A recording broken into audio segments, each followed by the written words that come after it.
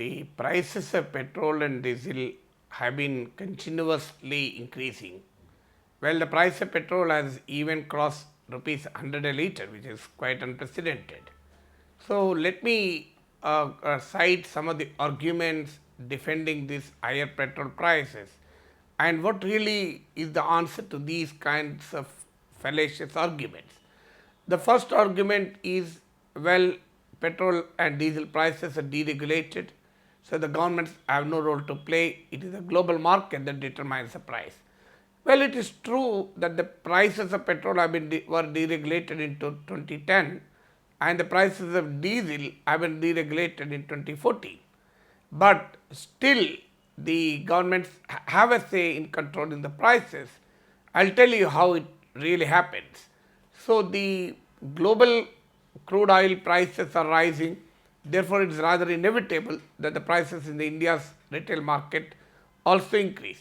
Well, I can't agree with this kind of an argument precisely because of the following reason.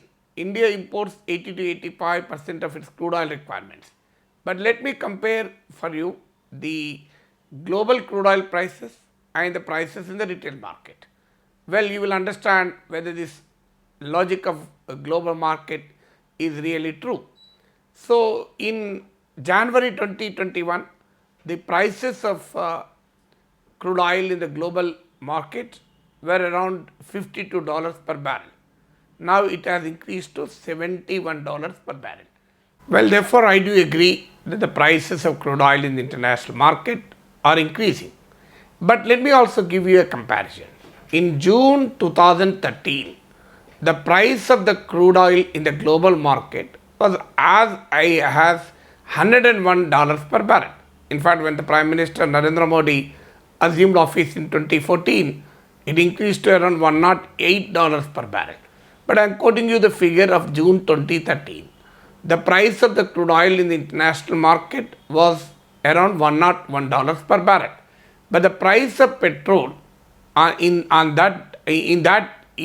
that month was around 63 rupees per litre. Even if we consider the fluctuation in the value of rupee, so still it will not be around more than 77 rupees per litre. So, when the price of the crude oil in the international market was $101, the price of petrol in the retail market was 77. When the price of crude oil in the international market is $71, the price of petrol has crossed more than 100 rupees.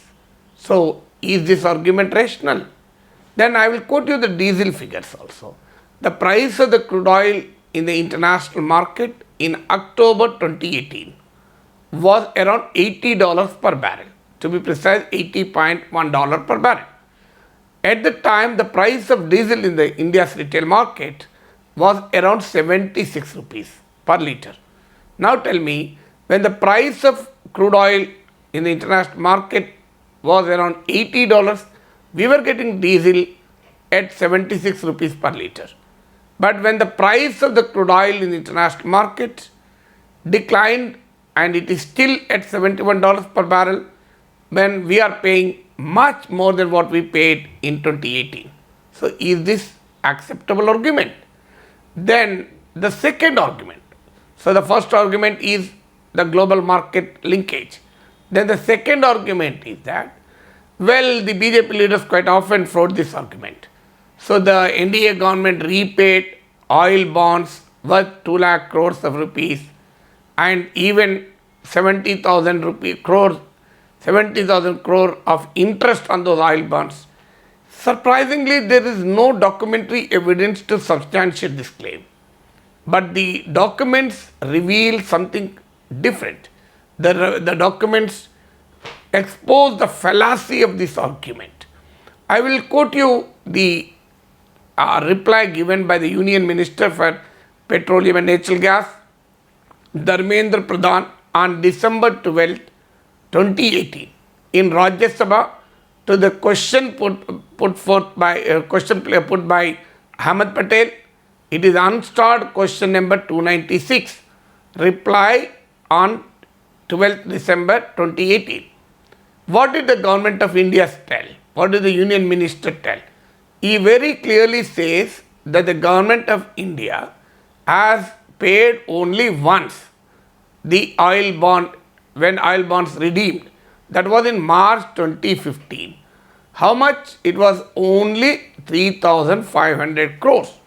So the total repayment of oil bonds by the NDA government related to that of the UPA regime, issued by the UPA regime, was essentially rupees 3,500 crores.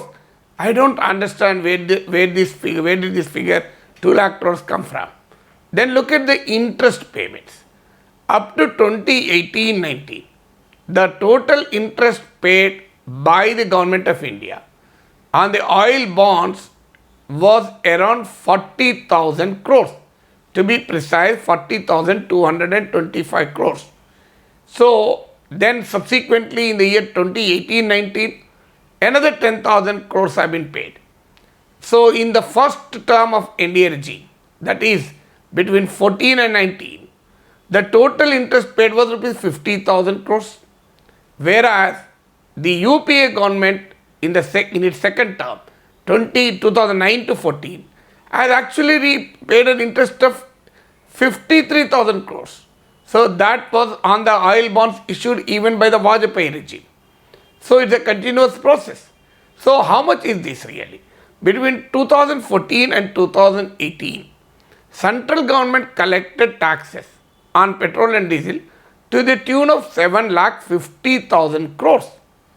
So 7,50,000 crores, little less than that. So what was the total commitment in relation to oil bonds? 3,500 crores when they redeem, and another 40,000 crores as an interest. So during 2014 and 2018, 4 years, when the center collected rupees 7,50,000 crores in the form of taxes on petrol and diesel, actually the payments in relation to oil bonds were essentially 40,225 plus 3,500, which means 43,725 crores. It is just 6% of what center has collected in the form of taxes.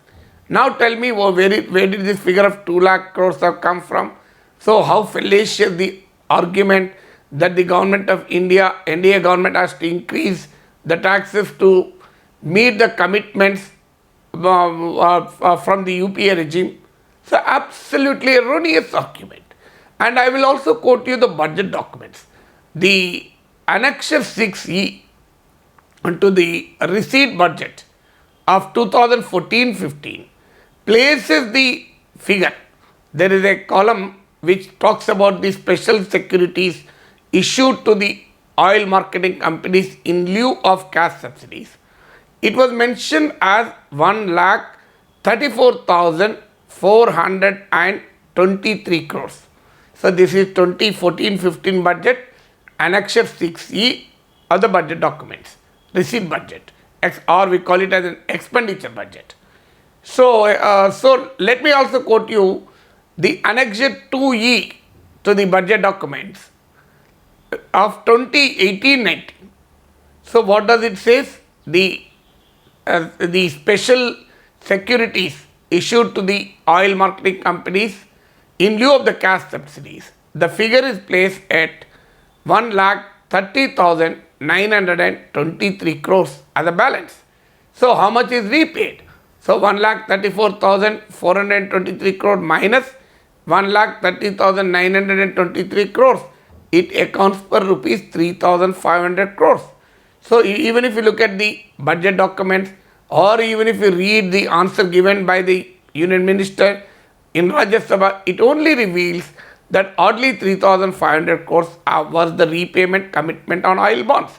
Well, of course, the answer given to the Rajya Sabha also says that the yearly interest commitment in view of the these oil bonds was only 9,989.90 crore, which comes around 9,990 crores, little less than 10,000 crores. So this is the figure given even in the budget document under the interest payments. So under the interest payments in expenditure budget it is there. So it is there in the budget document very clearly. So therefore it is absolutely wrong, fabricated argument that the NDA government repaid the oil bonds and that is the reason for higher taxes. Then the third argument often given is, well, Government of India has huge expenditure commitments. It has to spend on the welfare of the people. So it has to finance the welfare schemes. Oh, what is wrong in collecting more taxes from the people in the form of taxes? Well, let me tell you, during the pandemic, can there be anything better, anything more important than the health? But look at the budget for 2020-21, health budget. It has actually come down from 78,866 crores in the revised estimates of the previous year to 71,269 crores. So there is a 10% decline in the allocation for health during the pandemic year. Now, how do you defend higher taxes in the name of financing the welfare expenditure? I will also give you another example. In September 2019, the Government of India has reduced the corporate income tax by 10% points from 32 to 22%. As a result, the revenue outgo to the Government of India was to the tune of 1,45,000 crores. The total taxes collected on petrol and diesel in 2019-20 was 2,39,000 crores, over 2,39,000 or nearly 2,40,000 crores. So the Government of India collected 2,40,000 crores from 135 crore Indians and paid 1,45,000 crores to the big corporates. Still the GDP is at minus 7.3%, unemployment rate is at 12%. So what did we achieve due to these incentives? The corporate profits zoomed like anything. The profits of the listed companies in the year of pandemic has increased by 57%. So the taxes on poor people, taxes on ordinary Indians are used to finance the doles assured on are doles given to the corporate sector. Then I will tell you another argument. So the fourth argument is often, well, petrol and diesel or fossil fuels, we need to discourage them by higher taxes. Higher will lead to higher prices, and higher prices will obviously reduce consumption. Well, if really fossil fuel consumption has to be reduced, there are many other measures to do. You need a vibrant public transport system, encourage electric mobility, encourage non-conventional source of energy, and a whole lot of things can be done. But even if prices are higher, the consumption is not coming down. The ICICI Securities latest report very clearly states that during the January-March 2021, during January-March quarter of 2021, the consumption of petrol has increased by 9.7%. The consumption of diesel increased by 4.1% as compared to the same quarter previous year, despite very high fuel prices. And the petroleum policy planning and analysis cell of the Ministry of Petroleum estimates that in the year 2021-22, the consumption of petrol and diesel will increase by 9.8% on a year-on-year basis. So what is the logic in claiming that the higher taxes will reduce the consumption, thereby help in combating climate change? So I will give you the figures. Then the next question often asked is, well, not just the center, the states also tax. Well, why do you only blame center? Well, I am not telling that the states don't tax. States also tax, but the central government gets the lion's share of it. So because the central government has been increasing the cess which is not shared with the states instead of excise duty which is shared with the states.